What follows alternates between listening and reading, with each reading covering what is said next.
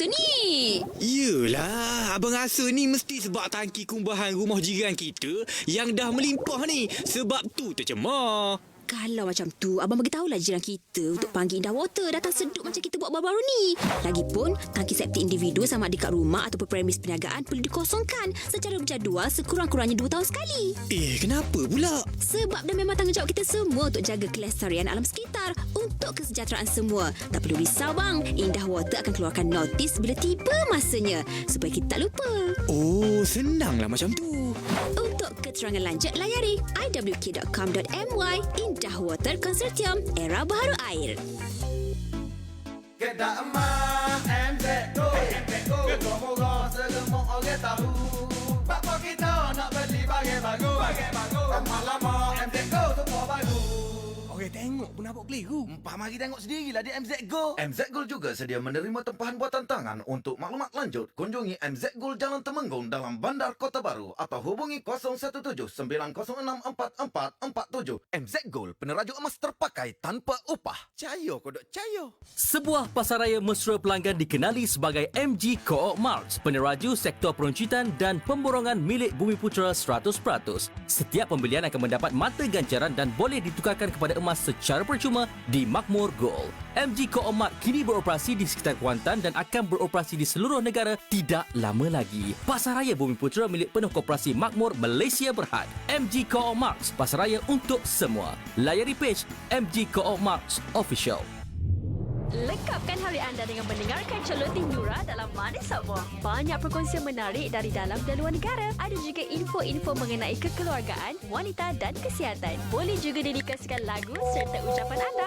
Ingat tak, Mana Semua bersama Nura. Setiap hari hingga Khamis 10 pagi hingga 2 petang disegarkan oleh AY Legacy. Inspirasi wanita. Manis FM, Gaya Pantai Timur. Ilmu akan membawa seseorang itu keluar daripada dunia gelap ke dunia terang. Marilah muhasabah diri bersama Ustaz Jafri Abu Bakar Al-Mahmudi yang akan berkongsi ilmu bermanfaat dalam kuliah subuh setiap Ahad hingga Khamis jam 6.30 pagi dan ulangannya jam 6.45 petang. Hanya di Manis FM, Gaya Pantai Timur. Memasuki jam 6 petang disegarkan oleh AY Legacy. Inspirasi wanita. AY Legacy, inspirasi wanita untuk penyeri kulit tegang dan anjang. Produk terkini sudah serata terkenal, boleh dijadi pendapatan yang halal. AY Legacy, inspirasi wanita. Hai, saya Ani Yusof, founder AY Legacy. Jom bersama saya merealisasikan impian. Layari aylegacy.my. Bismillahilladzi la yadurru ma'asmihi syai'un fil ardi wala fis samai wa huwas sami'ul alim.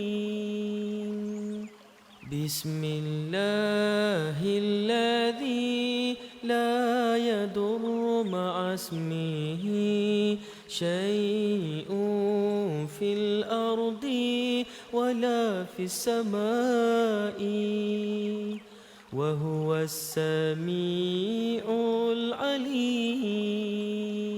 Manis FM. Bismillahirrahmanirrahim. Assalamualaikum warahmatullahi wabarakatuh. Selamat petang diucapkan kepada anda semua. Terima kasih kerana sudi untuk bersama dengan Manis FM dan jadikan Manis FM sebagai peneman dan juga wadah ilmu untuk anda semua. Seperti biasa hari Jumaat, hari ini kita masuk ke bulan yang baru 1 Oktober 2021. Terima kasih kepada anda semua yang sentiasa untuk mengikuti program Talaki Safinatun Najah di Manis FM Gaya Pantai Timur yang dengarkan kami secara frekuensi di Terengganu 102.0, di Kelantan 90.6, di Pahang Timur 95.1, manakala di Pahang Tengah pula 103.8.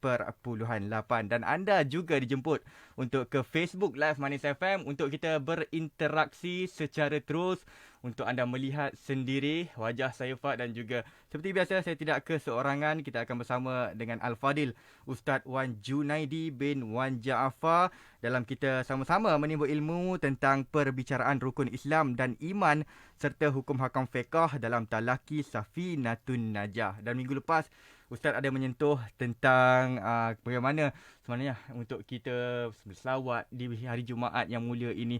Di Terengganu juga hari ini adalah hari ilmu. Jadi perbanyakkan zikir anda semua. Apa jua yang anda lakukan pada ketika ini. Kalau anda baru saja lepas bersukan, pastikan hari ini anda mengikut SOP yang baru. Alhamdulillah, kalau kita melihat kepada berita semasa, banyak kelonggaran yang telah pun diberikan. Namun jangan kita gunakan kelonggaran itu untuk kita hidup seperti baru. Kita kena hidup secara norma yang baharu. Terima kasih kepada Maria Muhammad. Seperti biasa akan menjadi individu pertama yang akan komen di Facebook Live Manis FM kita. Assalamualaikum Ustaz Wan dan DJ Fad. Waalaikumsalam warahmatullahi wabarakatuh.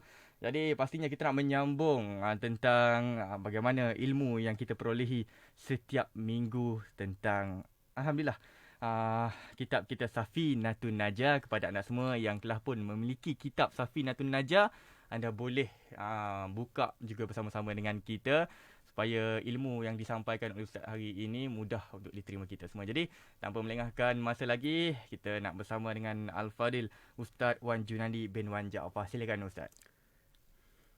Allahumma salli ala Sayyidina Muhammad wa ala ali Sayyidina Muhammad. Assalamualaikum warahmatullahi wabarakatuh. Waalaikumsalam warahmatullahi wabarakatuh. Alhamdulillahi rabbil alamin, wassalatu wassalamu ala sayyidil mursalin wa ala alihi wa sahbihi ajma'in. Rabbi syrah li sadri wa yassir li amri wahlul 'uqdatam min lisani yafqahu qawli. Subhanaka la ilma lana illa ma 'allamtana innaka antal alimul hakim. Wala haula wala quwwata illa billahil aliyyil azim. Terima kasih kepada DJ Fad dan kepada sidang pendengar slot talaki Safinatun Najah. Alhamdulillah, di petang Jumaat penghulu segala hari dan hari ilmu, kita dapat menyambung kembali slot talaki Safinatun Najah menggunakan kitab Safinatun Najah karangan Syekh Salim bin Sumaid. Jadi insya-Allah untuk pendengar yang memiliki kitab Safinatun Najah edisi Jawi, muka surat 3, muka surat 2 bahagian ketiga daripada atas. Mengulangi balik dibaca slot yang terdahulu. Qala al-muallifu rahimahullahu ta'ala wa nafa'ana bi'ulumihi amin. Wa sallallahu ala sayyidina Muhammadin khatamin nabiyyin wa alihi wa sahbihi ajma'in. Terjemahan di bawah. Dan mudah-mudahan dirahmat oleh Allah Subhanahu wa taala atas penghulu kami Nabi Muhammad sallallahu alaihi wasallam yang kesudah-sudahan daripada segala nabi-nabi.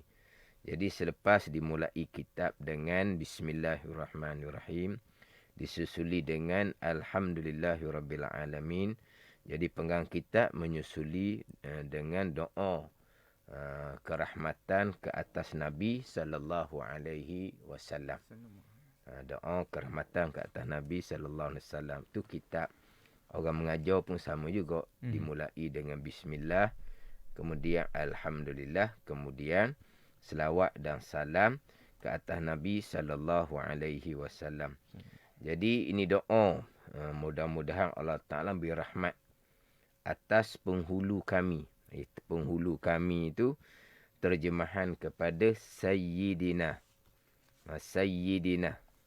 Terjemahannya penghulu kami, pimpinan kami, itu Sayyidina. Ikutan kami, itu Sayyidina. Dan mana hak ni ditambah oleh ulama. yang asalnya perintah Nabi sallallahu alaihi wasallam, qulu Allahumma salli ala Muhammad wa ali Muhammad. Kata olehmu, Allahumma salli ala Muhammad. Allahumma salli ala Muhammad. Ya Allah, birahmat oleh kamu atas Muhammad. Tak ada didatangkan Sayyidina. Hanya sebut ala Muhammad. Jadi kalau sini enggak, wasallallahu ala Muhammad.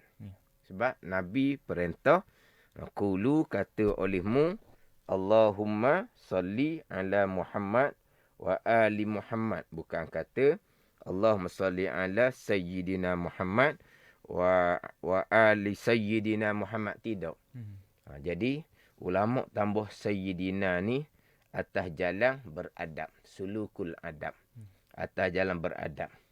Maka disunatkan tambah Sayyidina sebelum sebut nama Nabi Muhammad sallallahu alaihi wasallam. Jadi ini perkara yang timbul khilaf di kalangan ulama lah. Kalau kita contohlah dalam kita sembahyang, kita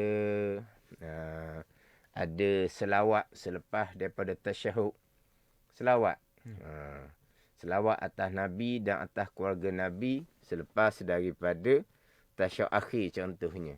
Allahumma salli ala Sayyidina Muhammad wa ala ali Sayyidina Muhammad kama sallaita ala Sayyidina Ibrahim sampailah kepada Hamidum Majid. Jadi kita berselawat selepas tasyahud akhir dengan tambah Sayyidina. Jadi tambah Sayyidina ni di sisi pandangan ulama yang bermazhab Hanafi, Hanafiyah, dan juga di sisi pandangan ulama yang bermazhab Syafi'i, Asy-Syafi'iyah, sunat tambah Sayyidina.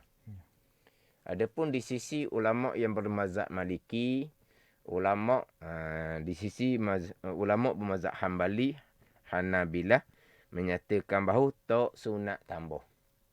Allahumma salli ala Muhammad wa ala ali Muhammad. Sebab apa tak sunat tambah? Sebab Nabi tak bubuh pun Sayyidina. Nabi tak tambah pun Sayyidina. Kita tak payah tambah-tambah lah. Yang duk tambah hak Nabi tak suruh. Sebab Nabi ajar dah selawat. Qulu, kata olehmu, Allahumma salli ala Muhammad. Ya Allah, berilah rahmat olehmu atas Muhammad. Ada tak Nabi tambah Sayyidina? Nabi tak tambah Sayyidina.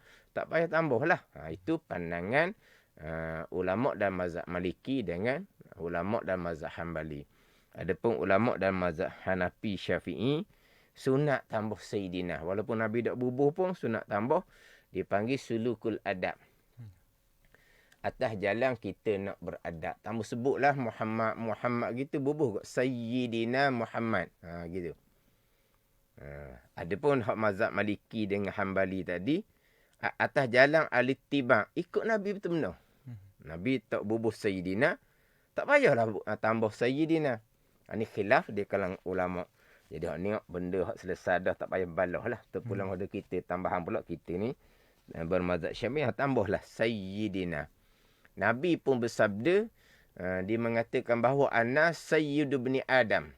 Aku ni sayyid, penghulu bagi anak Adam. Nabi bersebut dia sebagai sayyid, penghulu, pimpinan ikutan. Sekarang ni kadang-kadang kalau kita dengar dalam khutbah ceramah tu panjang. Allahumma salli ala sayyidina wa qudwatina wa uswatina. Panjang. Dia maknanya lebih kurang je tu. Sayyidina wa qudwatina wa uswatina. Qudwah ikutan, uswah ni contoh. Sama je lah makna. Dengan sayyidina tu. Jadi hak dalam mazhab Syafi'i kita ni, kalau kita balik pada dalam hukum fiqh lah ni. Nabi tak bubuh Sayyidina. Lepas tu, kita ni sunat tak bubuh Sayyidina. Atas jalanan nak beradab, bubuh Sayyidina. Atas jalanan al-ittiba, ikut strict kita kata. Ikut betul-benar sebagaimana hak Nabi suruh. Nabi ada tak dalam selawat tu Nabi suruh tambah Sayyidina? Nabi tak ada. Maka ikut betul-benar, tak ada tambah lah. Itu satu pandangan. Ini benda khilafiyah. Tak balak ni. Atas kita lah nak tambah Sayyidina ke, tambah Sayyidina ke. Yang pentingnya, Kita jadikan Nabi Muhammad itu adalah pimpinan kita.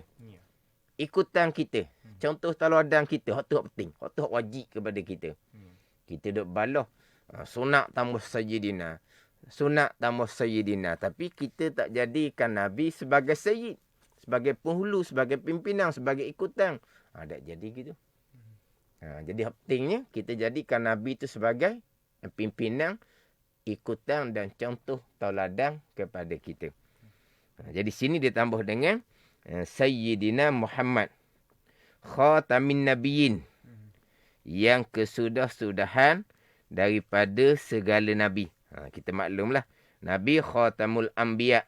Nabi ni Nabi yang terakhir penutup. Kalau ada sesiapa yang mendakwa dia ni sebagai Nabi, Nabi palsu tu lah. Selepas daripada Nabi SAW, maka jatuh kafir. Bukan hanya berdosa tu. Bukan hanya berdosa. Bahkan jatuh kafir. Dan orang yang percaya dan mengikuti hak Nabi, hak mengaku Nabi palsu ni pun samalah jatuh kafir. Ada kan Nabi Melayu lah, Nabi untuk orang perempuan lah. Tapi Nabi hak palsu ni, hak mengaku Nabi ni, bukan kata selepas kewafatan Nabi. Ketika Nabi ada lagi pun ada dah yang tiba-tiba mengaku di tempat dia, Nabi Muhammad Nabi di Madinah. Dia Nabi juga di negara dia. Masa Nabi ada tu. Ada dah hak mengaku sebagai Nabi sama telah selepas Nabi wafat. Jadi Nabi ni adalah kesudahan bagi segala Nabi-Nabi. Ini kita maklumlah. Jadi kalau mengaku sebagai Nabi, maka jatuh hukum kafir. Wa alihi wa sahbihi ajma'in. Terjemahan di bawah tu. Dan mudah-mudahan dirahmat oleh Allah Ta'ala atas segala keluarganya dan sekalian sahabatnya. Segala sahabat sekaliannya. Ini hak selawat atas Nabi dan selawat atas keluarga Nabi SAW. Jadi sebelum kita nak masuk kepada selawat atas keluarga Nabi SAW, jadi keluarga Nabi ni siapa?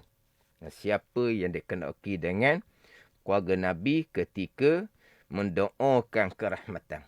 Sekarang di sini mendoakan kerahmatan atas Nabi SAW dan atas keluarga Nabi. Siapa keluarga Nabi? Macam kita dalam tasyahud akhir. Sebab tasyahud akhir, kita berselawat Allahumma salli ala Sayyidina Muhammad wa ala ali Sayyidina Muhammad. Tu.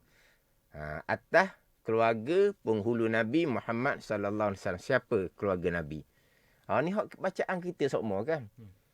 Allahumma salli ala Sayyidina Muhammad, itu rukun qauli, dia panggil rukun bacaan. Wa ala ali Sayyidina Muhammad dipanggil sunat ab'ad. Kama sallaita ala Sayyidina Ibrahim sampai ke Hamidum Majid dipanggil sunat hay'ah. Allahumma salli ala Sayyidina Muhammad, rukun qauli, rukun bacaan. Kita dalam semayang ada 5 rukun bacaan kan. Takbirnya, Fatihah, kemudian tasyahud akhir, kemudian selawat ke atas Nabi selepas tasyahud akhir, kemudian satu lagi rukun bacaan adalah salam, Assalamualaikum tu. Kemudian wa ala ali Sayyidina Muhammad sunat ab'ad. Tinggal sampai ke sunat sujud sahwi. Besar ni sunat ab'ad. Kama sallaita ala Sayyidina Ibrahim sampai ke Hamidum Majid. Itu adalah sunat hay'ah. Jadi wa ala ali Sayyidina Muhammad, atas keluarga penghulu kami Nabi Muhammad sallallahu alaihi wasallam. Siapa keluarga di sini? Kita kena tahulah. Sebab apa? Bacaan kita semua dalam semayang kan. Allahumma salli ala Sayyidina Muhammad wa ala ali Sayyidina Muhammad. Siapa keluarga Nabi Muhammad? Tak tahu. Jadi baca semua-semua daripada budak sampai ke mati. Itulah bacaan dalam sembahyang. Tiba-tiba tak tahu makna. Jadi sebelum kita nak pergi kepada apakah makna, siapakah keluarga Nabi SAW, Kita sesat dah hak selawat atas Nabi SAW. Kemudian selawat atas keluarga Nabi SAW. Macam boleh benda ni, boleh berhenti sekejap lah. Sebab saya nak ni soalan hak minggu lepas. Ya. Soalan hak minggu lepasnya Kapten Haikal. Dia tanya solat sah rapat sunnah Nabi SAW. Kita maklumlah. Macam mana solat jarak? Tu soalan pendek je. Jadi solat sah rapat sunnah Nabi SAW. Macam mana solat jarak? Saya ni sebenarnya maknanya saya hanya boleh jawab hak apa yang saya belajar. Jadi masa saya belajar dahulu tak berlaku solat jarak. Tak berlaku. Jadi hak berlaku solat jaraknya sekarang. Jadi hak saya tak belajar ni, alah nak jawab macam mana? Dan macam mana pandangan ulama sekarang? Samalah. Sebagaimana orang lain akan mengikuti pandangan ulama sekarang, saya pun samalah dipanggil muqallid belaka. Sebab apa? Sebab masa belajar tak ada berlaku hak sembahyang jarak-jarak ni. Jadi nak jawab pandai-pandai tak boleh lah. Dia nak jawab pandai-pandai tak boleh. Jadi yang bertanya ni, dia kena tanya dengan orang yang betul-betul ahli dengan persoalan yang ditanya. Fas'alu ahla zikri in kuntum la ta'lam. Kena tanya orang yang betul-betul mengetahui lah. Kalau tidak mengetahui. Jadi, dia anggapannya saya ni boleh tanyalah. Saya yang ditanya ni pula kena insaf diri. Ini perkara berkaitan hukum hakam. Jadi, hak kita tengok kitab. Hak kita belajar dengan tu, kita belajar dengan tok guru. Jadi, hak saya belajar dengan tok gurunya tak jumpa lagi lah sembahyang jarak ni. Pada masa tu. Jadi, sebagaimana orang lain-lain, saya pun sama juga. Saya hanya melihat apakah pandangan-pandangan ulama-ulama sekarang berkaitan dengan sembahyang jarak yang berlakunya satu dunia ummah Islam. Bukan hanya berlaku di Terengganu, bukan hanya berlaku di Malaysia, berlaku satu dunia ummah Islam. Ulama-ulama menetapkan pandangan seumpama mana. Cuma saya nak beritahu satu je di sini sebelum kita nak pergi pada persoalan tu. Hak masa saya belajar.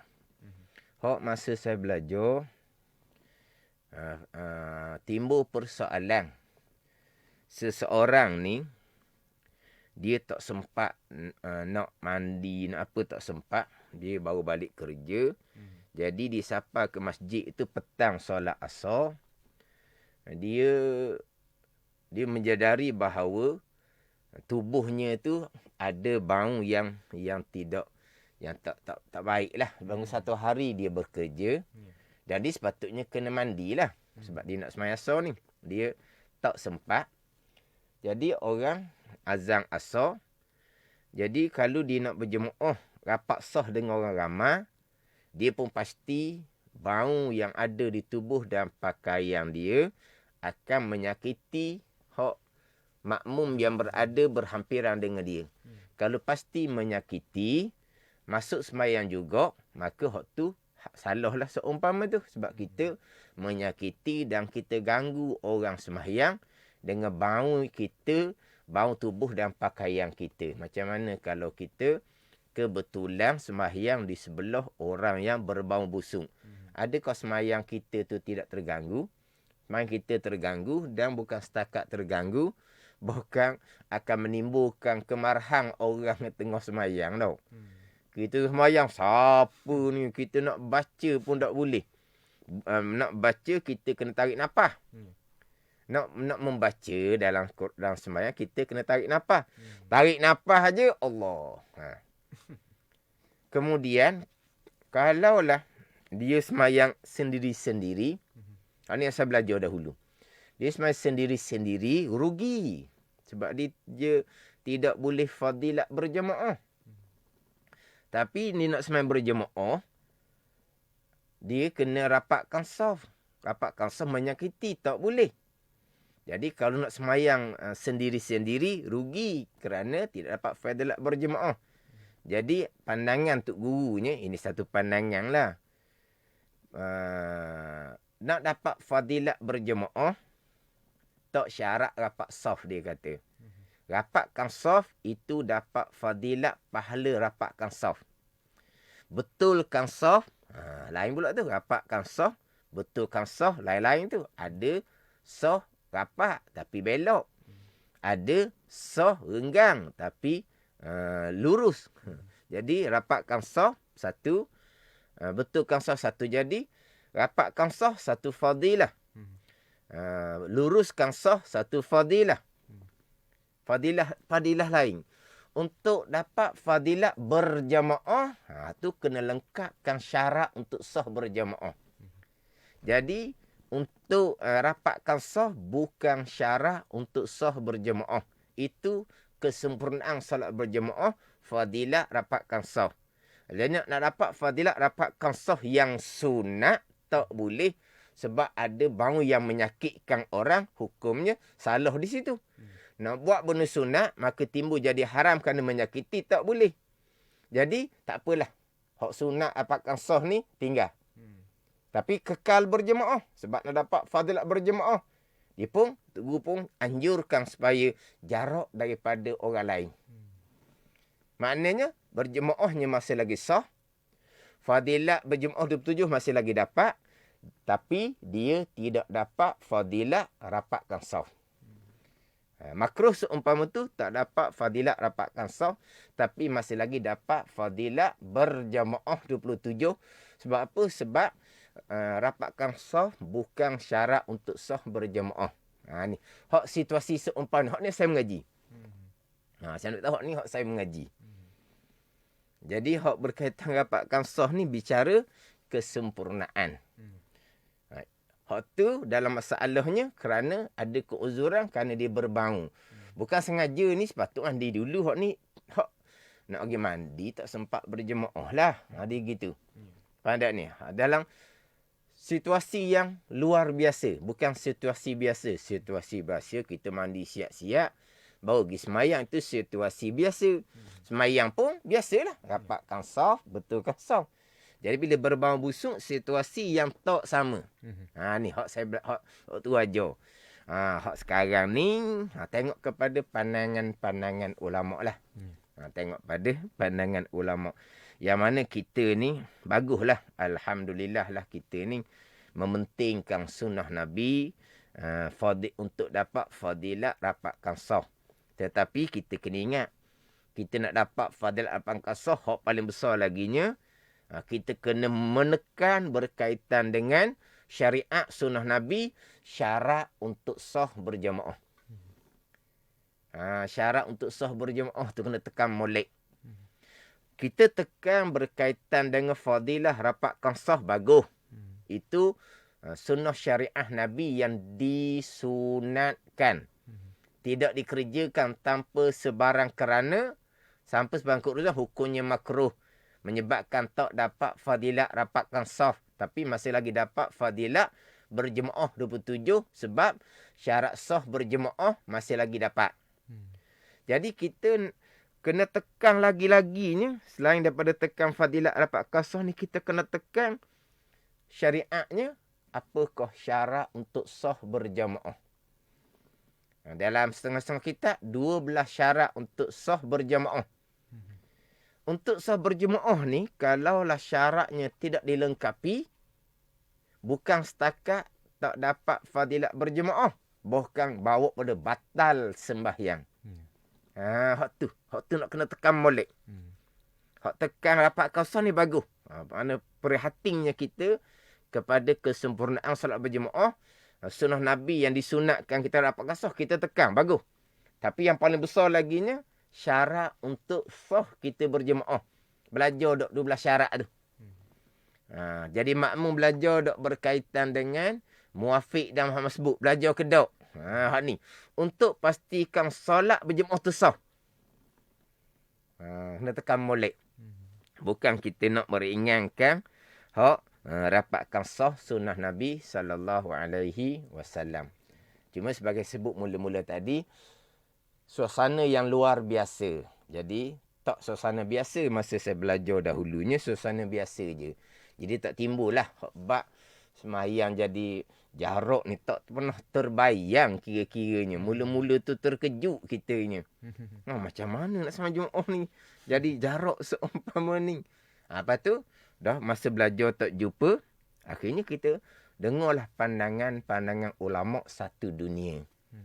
Berkaitan dengan merapatkan sah sunnah Nabi, tiba-tiba ditinggalkan solat banyak dalam keadaan jarak. Kenapa? Kerana untuk menyelamatkan diri daripada kemudaratan. Itu pun syariat sunnah Nabi SAW. Jadi, ulama' membuat ketetapan, kemudian pihak berkuasa pun memutuskan SOP peraturan. Jadi, mematuhi peraturan yang ditetapkan oleh pihak berkuasa pada perkara yang bukan maksiat, bukan berdosa, kita kena turut akan perintah daripada pemerintah pada perkara yang bukan maksiat. Itu pun syariat sunnah Nabi SAW. Jadi panjang tapi waktu kita pergi kepada kita boleh membaca waktu. Pandangan ulama' satu dunia. Dia gitu je lah. Saya tak ada kelayakan nak cerita, tak ada autoriti nak cerita. Sebab saya pun macam orang ramai-ramai juga. Saya hanya melihat mereka menjarakkan sah ni apa kerana dia. Pada masa Nabi tak berlaku, pada masa sahabat tak berlaku. Dikias kepada masalah apa. Saya hanya mengambil pandangan tu sahaja. Maka untuk saya tak tahu sebab saya tak mengaji. Tiba-tiba, ada juga ulama' yang tidak bersetuju. Ini masalah fiqh. Masalah fiqh ni sidang pendengar kena faham lah. Kita bukan macam masalah tauhid. Masalah tauhidnya satu jalan sahaja. Fiqh ni adalah khilaf di kalangan ulama'. Tapi kebanyakan ulama' macam mana? Kita tu kebanyakan ulama' lah. Kemudian di tempat kita pandangan ulama' kemudian diterima pakar oleh pihak berkuasa agama pandangan mana? Kita tu itulah hukumul hakim yaqta'ul khilaf. Ketetapan pihak berkuasa agama ni di bawah kuasa raja-raja Melayu kitanya, dia akan memutuskan perselisihan pandangan. Kita turut pandangan yang dipilih oleh pihak berkuasa ini. Kalau timbul pandangan berbeza, itu khilaf dalam persoalan fiqh lah artinya. Dasar pelik tu. Ada juga. Tapi kalau ada lah, macam contohlah. Tanya saya pun jawab ikut pandangan saya, belajar pun tidak dalam perkara ni. Adalah orang tengok tu. Ustaz Awang pun bunyi dah contoh. Tapi Ustaz Awang ni bukan saya seorang. Ramai orang nama Ustaz Awang. Ustaz Awang bunyi dah contohnya lah. Ustaz Awang pun komplain dah contohnya. Dah siapa Ustaz Awang yang bunyi tu? Siapa Ustaz Awang yang komplain tu? Ulama' muktabar ke? Min kibaril ulama' ke? Ulama' besar ke? Ada ustaz biasa. Ustaz biasa? Ada autoriti ke? Ustaz Awang tu mufti ke? Ada apa tu? Kita tak nak orang awam ni. Bunyi je satu ustaz. Satu ustaz tu bunyi dah. Komplain dah. Siapa ustaz tu? Kita kan tengok situ pula. Kita nak cari pandangan yang bertepatan dengan pahaman kita. Tak boleh gitu. Kita dalam suasana wabak penyakit hujan daripada Allah ni. Janganlah kita suasana tu kita gunakan untuk bertelingkah. Perkara-perkara furu' agama, perkara fiqh khilafiyah. Kita pakai pandangan ulama satu dunia. Tapi ada juga tempat-tempat lain. Tempat-tempat lain, mereka ada ulama mereka. Negara-negara Islam yang lain, suasana mereka tidak sama dengan kita. Hendak ni. Itu ulama di satu negara umat Islam berpandangan bergiang-giang. Itu di tempat mereka. Suasana yang berbeza dengan tempat kita. Ada ni. Tapi kita terima je lah. Kita tak persoal pun pandangan ulama di tempat negara sendiri-sendiri tak persoal. Itu tempat mereka, suasana tempat mereka. Tapi ulama-ulama ni sama sahaja. Mereka semua memikirkan berkaitan dengan ummah. Bukan hanya memikirkan berkaitan dengan Covid. Ulama-ulama ummah Islam, pemimpin Islam sama je. Mereka pun memikirkan berkaitan dengan ummah. Bukan hanya memikirkan berkaitan dengan Covid. Macam sekarang lah. Saya duk fikir macam mana nak cerita biar jadi tak timbul kekeliruan. Hak tu hak saya duduk fikir sekarang, tak fikir bab Covid pun. Fak sekarang duk fikir nak jadi DJ, nak Fak tak fikir pun Covidnya. Tak sama je. Ummah Islam di mana-mana pun sama sahaja. Mana ulama-ulama pihak berkuasa agama samalah. Mereka memikirkan berkaitan dengan ummah. Bukan hanya memikirkan berkaitan dengan Covid. Ummah Islam sama sahaja. Mereka takut pada Covid dan mereka lebih takut kepada Allah yang menurunkan Covid, sama je. Semua orang Islam sama saja. Takut kepada Covid dan lebih takut kepada Allah Ta'ala yang menurunkan Covid, sama je. Tapi takut akan Covid berbeza dengan takut akan Allah Subhanahu Wa Ta'ala yang menurunkan Covid. Jadi dalam suasana sekarang ni, orang-orang agamawan lah sepatutnya kena berhati-hati. Memanglah kadang-kadang kita ni ada pandangan-pandangan sendiri. Itu pandang kita sendiri yang ilmu cetek kodo kita. Tak perlulah kita nak highlightkan pandangan-pandangan kita sendiri. Kita turutlah pandangan-pandangan hak kebanyakan ulama'. Macam sebut tadilah, bukan ulama' di Terengganu, di Malaysia, satu dunia umat Islam. Tapi sebagai saya sebut tadilah, ini perkara pekoh, memang tidak akan timbul persepakatan, akan timbullah pandangan-pandangan yang berbeza. Tapi kita turut pandangan hak kebanyakan, pandangan yang diterima pakar di tempat kita, kena gitulah. Badak ni. Jadi, saya pun tak pandai nak cerita sebab saya pernah bercerita perkara seumpama ni. Tapi ini dalam siaran radio yang lain.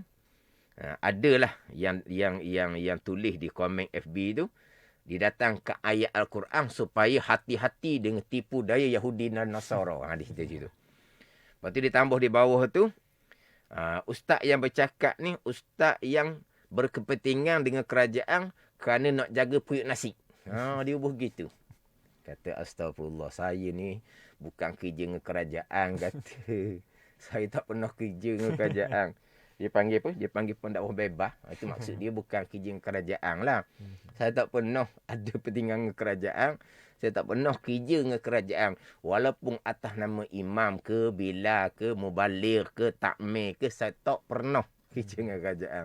Dia kata, ni ustaz ni jaga periuk nasi dengan kerajaan, dia kata gitu.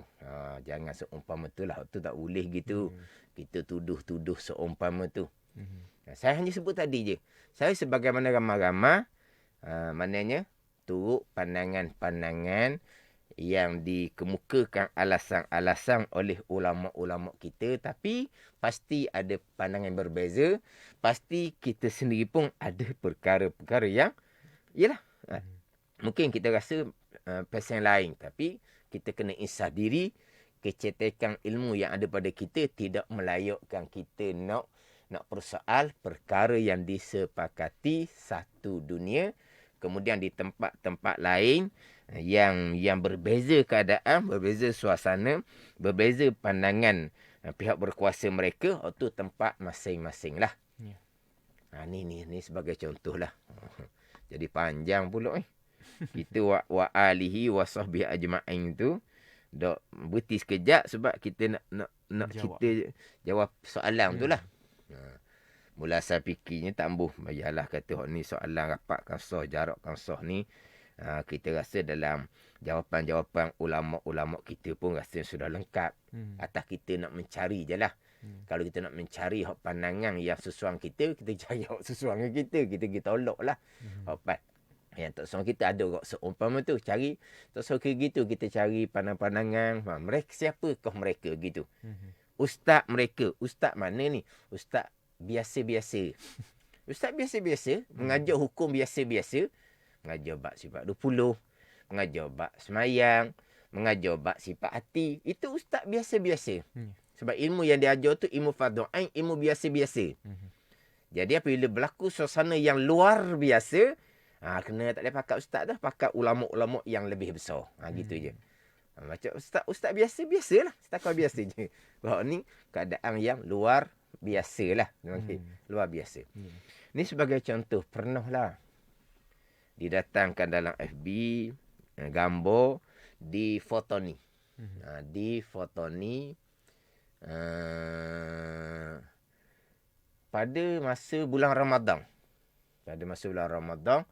Sembahyang tarawihnya rapat. Sampai masa sembahyang raya Aidilfitri lah. Rapat.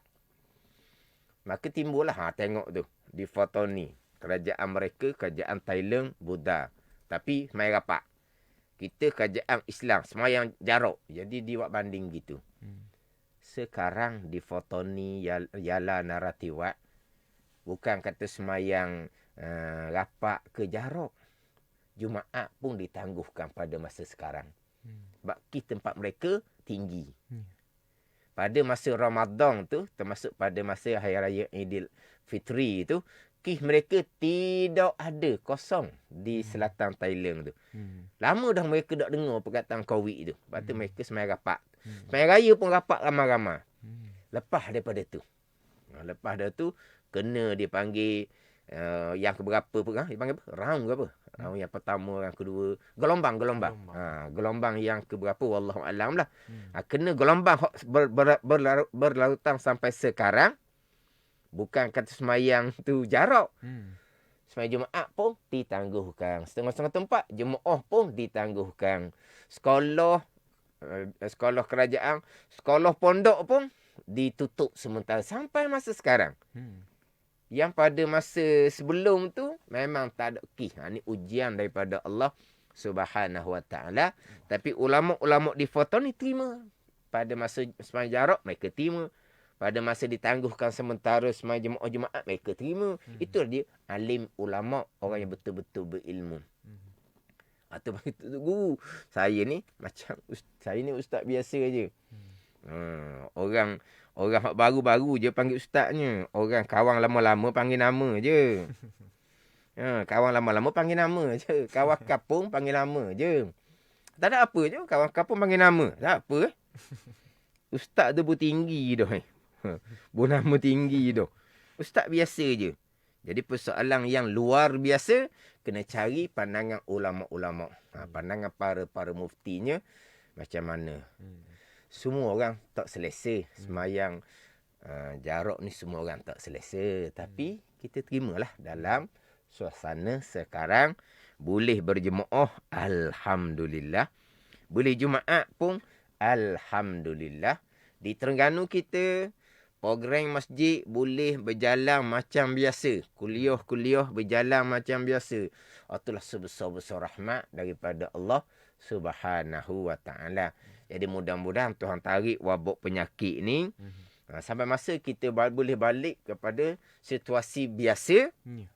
Kembali kepada semayang rapat macam biasa. Untuk dapat kesempatan salat berjemaah. Tapi yang besar laginya, kita kena pastikan bahawa kita solat berjemaah biarlah lengkap dengan syarat-syarat untuk sah solat berjemaah. Dia ada 12 syarat tadilah. Nak tak kena tahu kita kalau makmum muafiq macam mana hukumnya, macam mana kalau kita masbuk macam mana hukumnya, macam mana. Hak tu hak berkait dengan syarat untuk sah solat berjemaah. Syarat tu tak cukup, bukan hanya tak dapat fadilat berjemaah, tetapi batal sembahyang. Adapun rapatkan sah sunnah Nabi itu berkait dengan kesempurnaan sembahyang. Mana kita ikutlah ketetapan yang ditetapkan, kita berusaha, berikhtiar, kemudian kita berserah kepada Allah Subhanahu Wa Taala lah. Pegangan kita tetap dah fahuwa yashfin. Ia Allah lah yang menyembuhkan. Itu pegangan kita. Kata Nabi Ibrahim AS, wa iza maritu fahuwa yashfin. Dan bila sakit oleh aku, maka Allah lah yang menyembuhkan. Itu pegangan kita. Bukan ini ilmu perubatan yang menyembuhkan kita. Allah yang menyembuhkan kita. Betul lah pegangan ayat sebelum tu. Itu perkataan Nabi Ibrahim AS. Wa iza maritu fahuwa yashfin. Bila sakit oleh aku, maka ia ya Allah yang menyembuhkan. Itu surah Syu'ara ayat yang ke-80. Ayat yang ke-79. Allah Ta'ala menghikayatkan kata-kata Nabi Ibrahim AS. Wallazi huwa yut'imuni wa yaskin. Dan ia Allah lah. Yang mana ia Allah yang makan akan aku. Allah yang minum akan aku. Allah yang makan. Tapi kita bukan nganga mulut tunggu Allah ulu makanan. Kita carilah makanan. Tapi hakikatnya boleh makan tu Allah yang beri aku makan. Itu pegangan kita. Tapi Allah yang beri aku makan, lepas tu tak usah pergi cari apa-apa tau. Nganga mulut gitu je. Pergi carilah makanan. Tapi pegangan kitanya, siapa yang beri makan akan aku? Allah Ta'ala yang beri makan akan aku. Dan bila sakit oleh aku, maka ia ya Allah yang menyembuh akan aku. Tapi setiap usahanya berobatlah. Usahakanlah.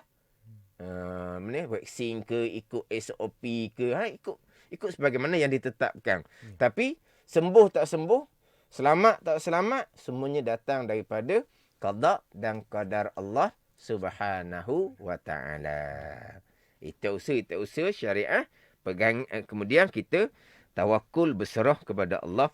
Dan kita kena banyak redha lah dengan musibah, dengan kesukaran yang diuji oleh Allah Subhanahu wa ta'ala kepada umat Islam satu dunia. Mudah-mudahan Allah Ta'ala menarik kembali wabak penyakit yang diuji oleh Allah Subhanahu wa ta'ala. Jadi wa alihi wa sahbihi ajma'in. Doa kerahmatan ke atas keluarga dan sahabat Nabi ni akan sambung insya-Allah di selok akan datang. Wallahu a'lam. Jadi terima kasih ucapkan kepada Al-Fadil Ustaz Wan Junaidi bin Wan Jaafar kerana telah pun berkongsi ilmu yang sungguh bermanfaat kepada kita semua. Dan terima kasih juga kepada anda semua yang mendengarkan kami secara frekuensi ataupun juga yang menonton kami secara langsung di ruangan Facebook Live Manis FM. Terima kasih juga kepada anda semua yang menanyakan soalan seperti Wan Fahmi. Semuanya kita nak baca di sini, ramai juga Asmadi, Manan. Terima kasih banyak-banyak kepada anda semua. Di Arif, terima kasih banyak-banyak. Jadi kepada anda semua juga yang mungkin ada kekeliruan atau sebagainya juga, boleh sertakan komen dan juga soalan anda di ruangan Facebook Manis FM. Dan insya-Allah kalau ada kesempatan pada minggu hadapan, mungkin Ustaz akan selitkan di dalam pengajaran pada minggu hadapan, di hari dan juga di waktu yang sama. Dan saya nak kongsikan juga apa yang dipost di Facebook dan juga Instagram Manis FM. Kepada anda semua yang belum lagi untuk follow, anda boleh follow sekarang kerana kita juga akan update perkara-perkara yang berlaku dalam juga di luar negara. Dan yang terbaru kita kongsikan, kapasiti jemaah umrah dinaikkan kepada 100,000 orang sehari. Bilangan jemaah solat fardu juga turut dinaikkan kepada 60,000 orang. Untuk pembacaan yang selanjutnya, anda boleh follow Facebook dan juga Instagram Manis FM. Dan saya kira setakat ini sahaja apa yang kita nak kongsikan kepada anda semua. Jadi kepada anda semua juga, kami doakan agar segala urusan anda dipermudahkan. Dan lagi menjelang 2 hari, menjelang 3 Oktober 2021, sesi pembukaan sekolah akan dibuka. Jadi di kesempatan ini juga saya mengucapkan selamat kembali ke sekolah kepada anak-anak yang bersekolah dan juga kepada ibu bapa yang mungkin ada anak-anak yang bersekolah pada waktu ini. Kita hidup dengan norma yang baru, insya-Allah. Jadi sebelum kita menutup perkongsian ilmu Talaki Safinatun Najah ini, kita tutup dengan doa penutup daripada Ustaz. Silakan Ustaz. Bismillahirrahmanirrahim. Alhamdulillahirabbil alamin. Wassalatu wassalamu ala sayyidil mursalin wa ala alihi wa sahbihi ajma'in. Allahumma iftah alaina futuhal arifin. Allahumma allimna ilma akadamin wa fahimna famas sabiqin warzuqna ruqat talibin. Allahumma zidna ilman wa alhiqna bis salihin.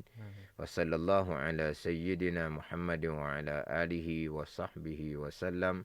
Walhamdulillahi rabbil alamin. Amin ya rabbal alamin. Jadi terima kasih kepada anda semua juga yang menonton kami di Facebook. Boleh share supaya yang lain juga akan dapat ilmu yang bermanfaat dalam kehidupan kita seharian. Itu saja untuk kami kongsikan kepada anda hari ini. Kami tinggalkan anda dengan Assalamualaikum warahmatullahi wabarakatuh. Jaga diri anda, jaga keluarga anda. Manis FM, Gaya Pantai Timur.